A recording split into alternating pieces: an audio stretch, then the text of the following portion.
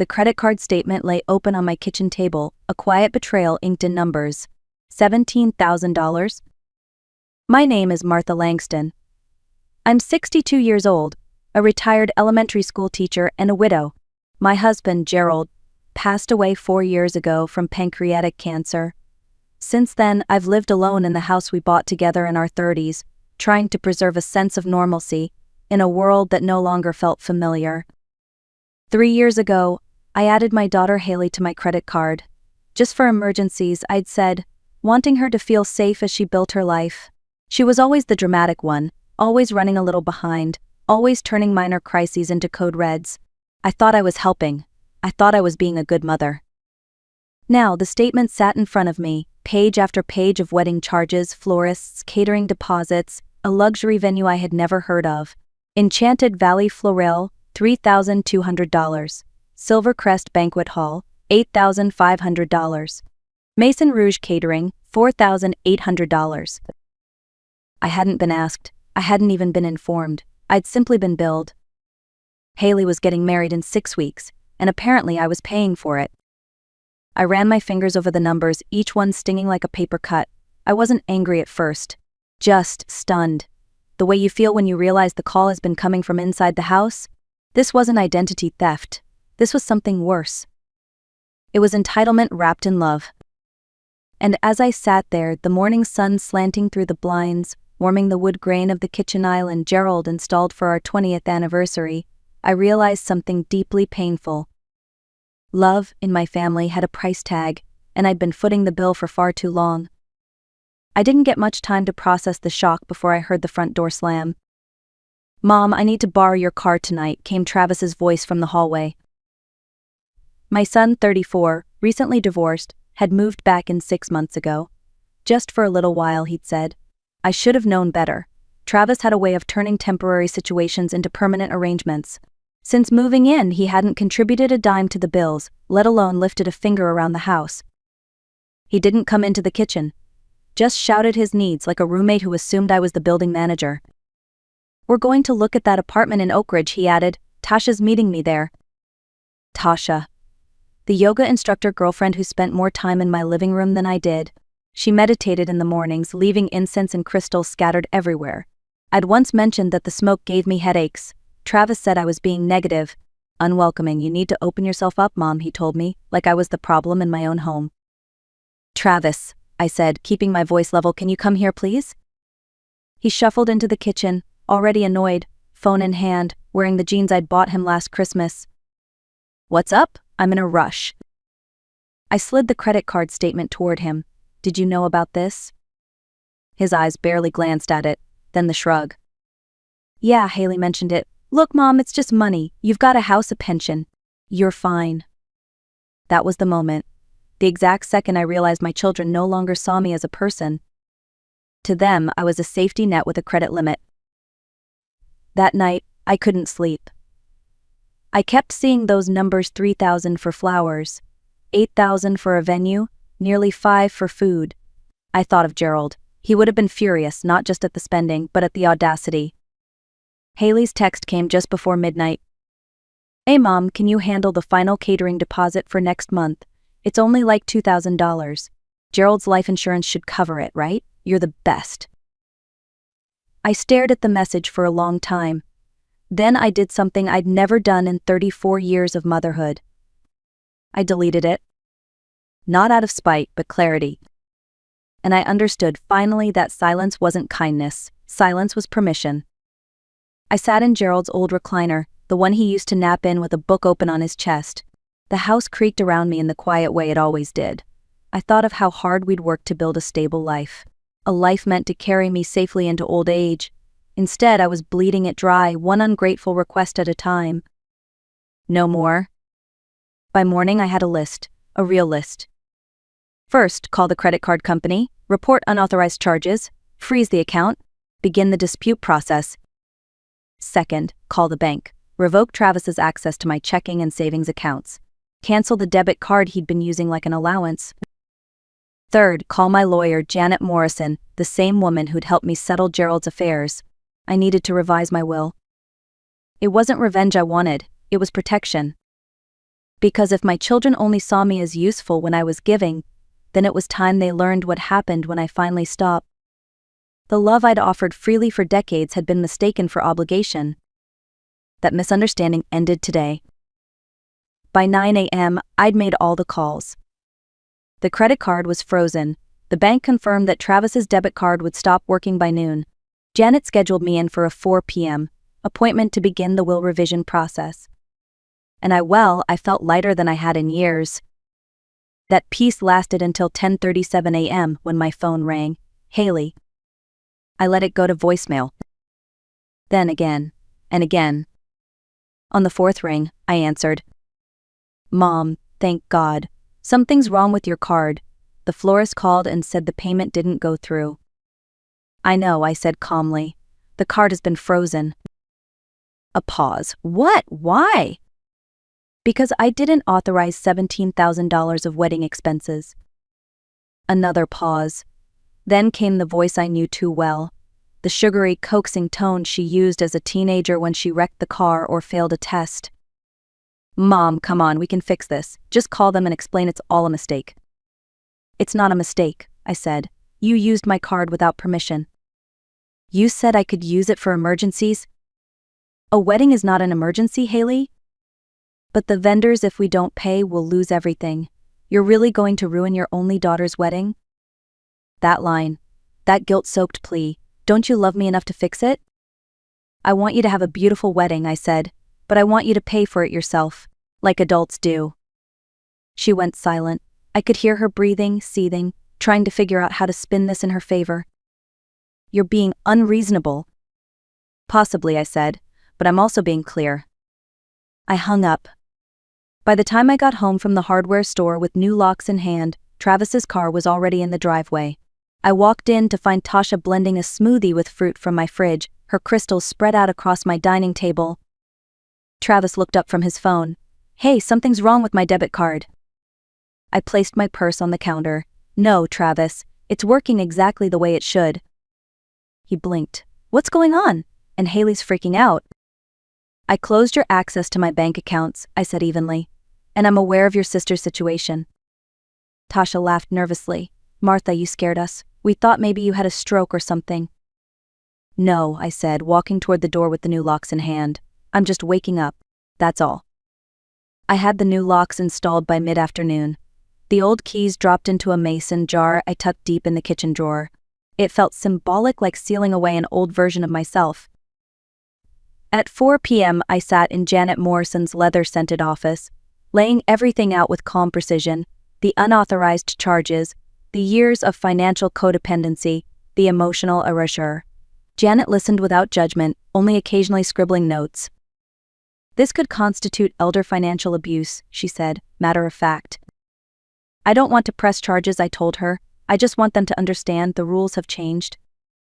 Then we'll make that clear in your will, she replied. By dinner time, the house felt quiet, but not the hollow, grief-filled quiet I'd grown used to since Gerald passed.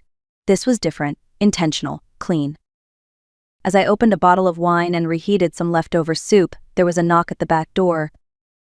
It was the woman from 2 houses down, the one with the roses and the perfect front garden.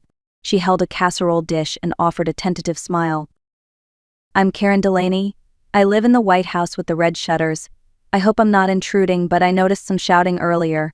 Then a car sped off. Just wanted to make sure you were okay. For a second, I considered brushing it off with a polite lie. Then I surprised myself. Actually, I said, I'm not okay, but I'm working on it. Karen lifted the dish. I made too much lasagna, and eating alone gets old. I found myself smiling. Come in, I just opened a bottle. We ate together at the kitchen table, Gerald's table, talking about Rosa's recipes and adult children who forget that mothers are people too. I told her everything, and she listened the way real friends do, not with advice but with presence. When she left, she squeezed my hand and said, Next time you're coming to my porch. For the first time in years, I believed there might actually be a next time worth looking forward to. The siege resumed the next morning. I opened the blinds to find Haley's car in my driveway. She was sitting on the porch steps, makeup smudged, hair undone, clutching a paper cup of coffee that had gone cold. I took my time getting dressed, made toast, Let the kettle whistle. Finally at 8:30 I opened the door.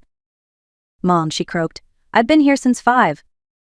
"You look exhausted," I said, stepping onto the porch. "I haven't slept. I haven't eaten. The wedding's ruined, and I don't understand why you're doing this to me." "I'm not doing anything to you," I said softly. "I'm just no longer doing things for you." She blinked. "The venue canceled, yesterday, when the payment didn't go through." I said nothing. Haley sat beside me on the bench Gerald built. She was still my daughter, and I still loved her, but something had shifted. She didn't look like a child anymore. She looked like a woman facing the edge of her own consequences. "I know I messed up," she murmured. "I shouldn't have used your card. I was just overwhelmed." "Overwhelmed," I repeated. "So overwhelmed that you forgot to invite me to your engagement dinner?" "That wasn't me," she said quickly. "That was David's family. It was small, just immediate family." "I'm your mother, Haley, your immediate family." She looked away. "When did I become the person it was okay to leave out?" I asked. "When did you decide I was only good for paying bills, not for being present?" Tears welled up in her eyes. "I didn't mean to hurt you. I just thought you wouldn't want to come." "That's not the truth. That's what you tell yourself so you don't have to feel guilty." She covered her face with her hands. "Fine. I messed up. I was selfish. I used you. But I'm here now. I'm apologizing. Doesn't that mean something?" "Depends," I said. "Are you sorry for what you did or just sorry that it didn't work?" She dropped her hands, mouth opening to respond, but no words came. "I love you," I continued, "but love doesn't mean never setting boundaries, and forgiveness doesn't mean pretending nothing happened." "So what, you're just cutting me off? You're going to let me crash and burn?" "No," I said gently. "I'm going to let you learn how to stand up." There was a long silence between us. "What if I can't?" she asked, voice trembling. "Then you'll get back up, the way I did, the way every woman has to sooner or later." She stood, shaky and unsure. "I don't know if I can forgive you for this." "That's okay," I said. "I didn't do it for your forgiveness, I did it for mine." She walked down the steps without saying goodbye. And I let her go. 3 days passed. No calls, no texts, no one knocking on my door asking for keys or money or favors. The silence was so unfamiliar, it felt almost luxurious. Then, on a quiet Tuesday afternoon, David knocked. I opened the door to find him standing there, a man who looked as though he hadn't slept much either. His shirt was wrinkled, his expression tight, but there was no hostility, only something that looked like responsibility. "Hi, Mrs. Langston," he said. "I hope this isn't a bad time." "Not at all," I said, gesturing him inside. We sat on the porch, the spring breeze moving gently through Gerald's rose bushes, which I'd finally begun tending again. David reached into his jacket and pulled out an envelope. "This is for you." Inside was a cashier's check for $8,500. "I can't accept this," I said immediately. "Yes, you can," he replied. "Half the wedding charges were for me too, the venue, the catering. Even if I didn't know where the money came from, I still benefited, and I want to make it right." I studied his face. There was no performance in it, just sincerity, regret, integrity. "Did Haley send you?" He let out a humorless laugh. "She doesn't even know I'm here. We haven't spoken since I called off the wedding." My eyebrows lifted. "You called it off?" "I did," he said. "After you froze the card, I started asking questions. Real questions. About money. About your absence from the engagement dinner. About what she told me and what she didn't." He looked down at the check in my hand. "I love her. I really do. But I realized I don't know if she's ready to love anyone the way love requires. Truthfully, honestly, without expecting someone else to carry the weight." I didn't say anything. I just nodded slowly. "I'm sorry for what she did," he added quietly, "and for not seeing it sooner." That was the first time in years someone had apologized to me without a follow-up request. No strings, just dignity. And for that, I was deeply grateful. That evening, just as the sun dipped below the rooftops, I saw Haley's car pull into the driveway again. She wasn't alone this time. A young woman climbed out of the passenger seat, probably her college roommate, Melissa, if I remembered the name correctly. They stood at the bottom of my porch steps, awkward and uncertain. "Mom," Haley called, "we need to talk." I opened the door but didn't step outside. "Good evening, Haley," I said, then nodded to her friend. "Hello." "This is Melissa," Haley said quickly, as if trying to move past introductions. "Look, I know you're upset, but things have gotten out of control. David's gone. The wedding's canceled. I'm staying on Melissa's couch. I need to come home." There it was. The old assumption that no matter how bad things got, I'd always be the backup plan, the safety net, the emotional airbag. "No," I said simply. Haley blinked. "What do you mean, no?" "I mean this isn't your home anymore. That door closed when you chose to leave me out of your life, but still expected me to fund it."